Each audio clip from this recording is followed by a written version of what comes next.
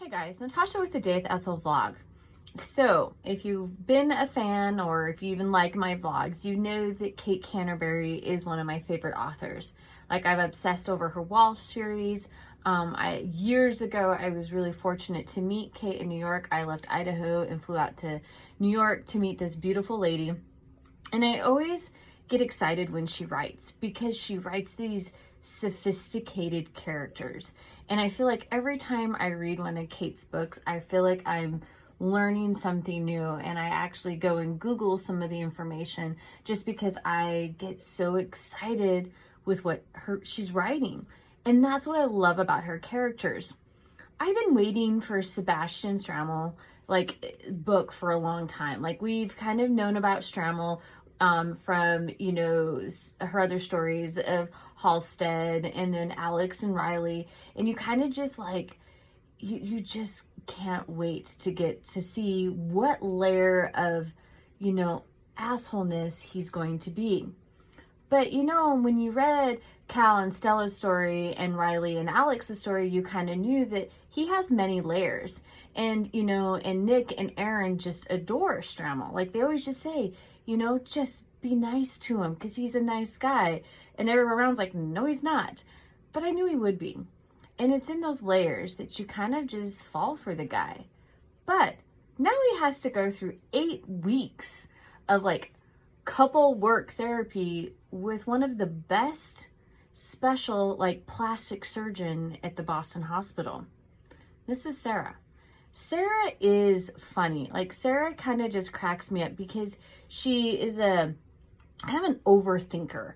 But as you get to know Sara Shapiro, you kind of see that she's really in depth. This person gets to know her patients, but then her worst moods are only when she's with Sebastian.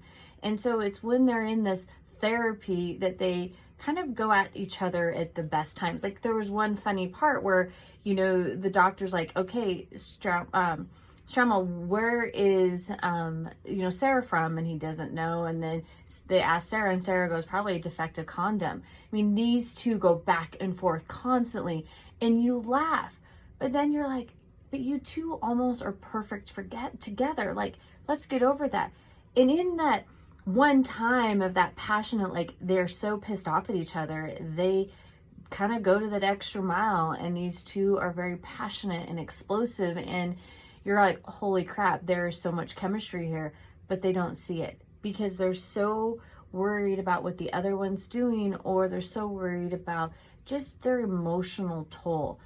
Sara's story, her backstory is kind of heartbreaking, and I applaud Kate for writing this type of a character, because most of these heroines always kind of have this perfect, not really always perfect, but they have struggles. But this one's an emotional, physical, and kind of a struggle that she has to overcome. Any kind of setting does emotionally and physically upset her, her well-being. And so, Sara's always on call emotionally, because she has to okay, is this going to be good for my body? Is this going to be good for me emotionally? But when she's with Stremmel, she's at peace and she feels passionate, but she doesn't want to. And that's what I love about this tug and pull with this relationship, is because they really do have a lot to kind of give to each other. And you just go back and forth, because at one time you want to strangle them together and the next time you're just swooning. And when they finally kind of catch up unexpectedly in Jamaica, all bets are off. It's in that time that you just enjoy this story. You see these two both just relax and enjoying each other's company, passionate and unpassionate. And when he just is there for Sara, she's never had anybody just hold her hand under the table and say, I got your back, or hold her hair in an unupped time. It's that time that the worst guy becomes the best guy. And that's when the story it changes. And you see Stremmel just kind of lay everything out for her and explain how much his feelings for her mean. But Sara needs time.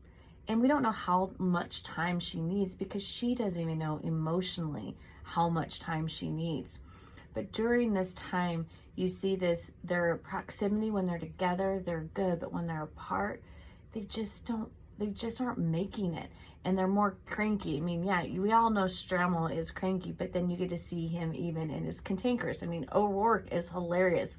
Like this guy, the text messaging between Alex, Nick, O'Rourke, and Sara are downright like hilarious. Like I was reading this and laughing out loud, and my dog and my husband may have said, "Are you okay?" Just because it made me laugh out loud, and it's just funny. And you just know that these characters have so much more to give. I highlighted several passages in the story, but this is one that got to me. All I can say is I want you to trust me enough to let me hold these pieces of you, and I'll look after you. And then he goes, you are made of stars. They're inside you. Even on your worst day, they don't stop shining for you. Don't forget that. And that's somebody that's very, very sophisticated, and you read the book and you know who said this, but she's right. On your, don't let the bright inside of you dim. Be powerful, be strong. And that's what Stremmel was for Sara, and Sara almost was for him. But Stremmel gave Sara so much more and gave her this passionate, gave her this platform. He's like, I will be your pillar and I will go do it for you. Guys, this is the worst guy. It is hilarious. It's book 2 in the Vital Signs series. If you read any of Kate's books, you should. The Walsh series, and then you get Cal and Stella. And there's just so much enjoyment with all these characters. And I adore Kate. And her writing is by far one of the absolute favorite ladies in the world. It's right below in the links. Go click on the Amazon link and go get you the book. Talk to you later. Bye-bye.